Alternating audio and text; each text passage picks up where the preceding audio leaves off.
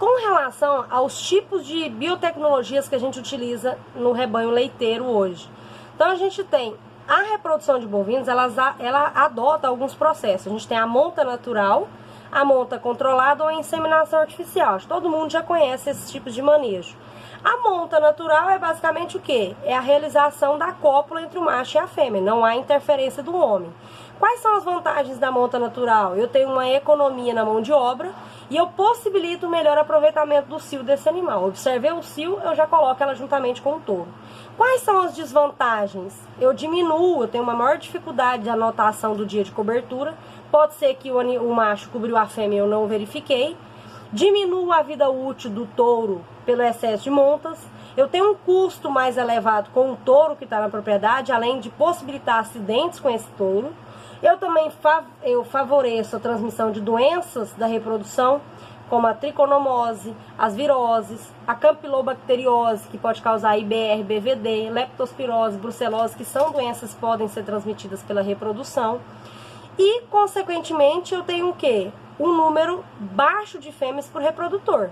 Eu vou precisar do que na minha fazenda? Um maior número de reprodutores se eu tiver um rebanho de vacas muito alto. Já a monta natural controlada, ou seja, eu já tenho interferência do homem, né? Eu posso fazer ou inseminação artificial ou EATF. Nesse caso, eu já tenho uma monta controlada, ou seja, eu separo o rebanho, eu já consigo ter uma anotação do dia de cobertura, eu aumento a vida útil do touro, ou seja, eu separo o touro quando eu verificar que essa fêmea está em cio, é aí que eu coloco esse touro junto com a fêmea, eu não deixo o touro junto com a fêmea, como ocorre na monta natural. Eu diminuo a possibilidade de acidentes com o touro, porque ele está separado numa baia. Eu possibilito com o touro e controle da reprodução, ou seja, o número de coberturas, o número de parição, quando que esses animais vão nascer. Eu tenho uma maior identificação de problemas reprodutivos, porque eu estou verificando de perto aquele macho, fazendo exame andrológico, para verificar se esse sêmen desse animal está apto à reprodução. E eu possibilito melhor aproveitamento do touro, que serve aproximadamente 100 vacas por ano. Eu consigo fazer um controle um pouco melhor.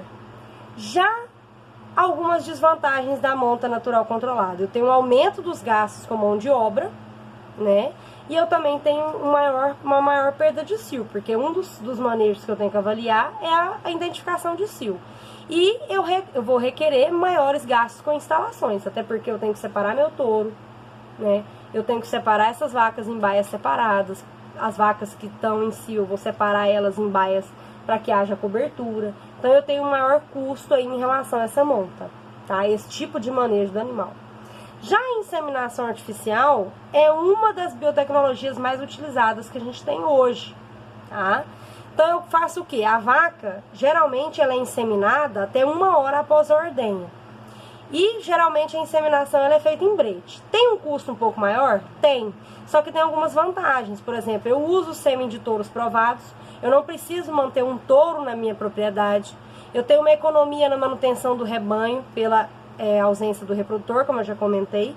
Eu possibilito um baixo investimento em aquisição de um reprodutor no meu rebanho.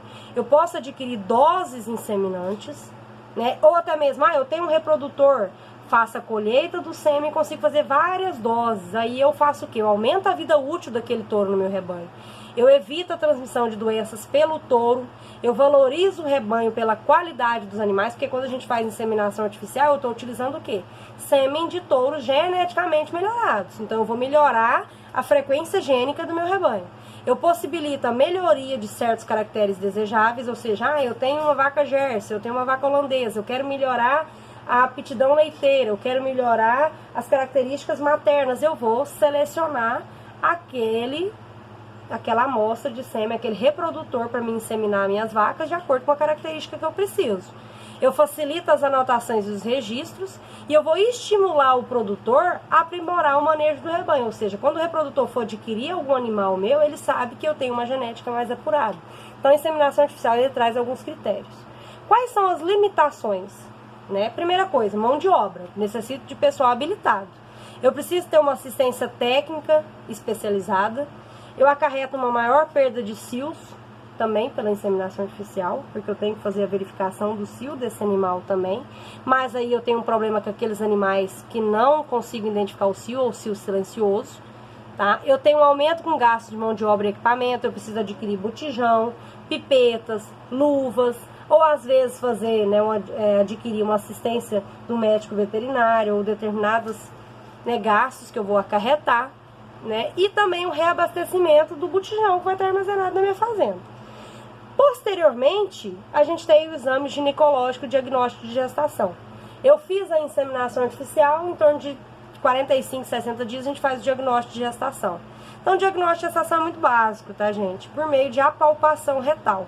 Hoje a gente pode fazer por meio de apalpação, apalpando aí o corno uterino ou o útero desse animal, né, a parede uterina, para mim fazer a identificação. Mas caso eu não tenha, por exemplo, a prática, uma das formas hoje é a diagnóstico por meio de ultrassonografia.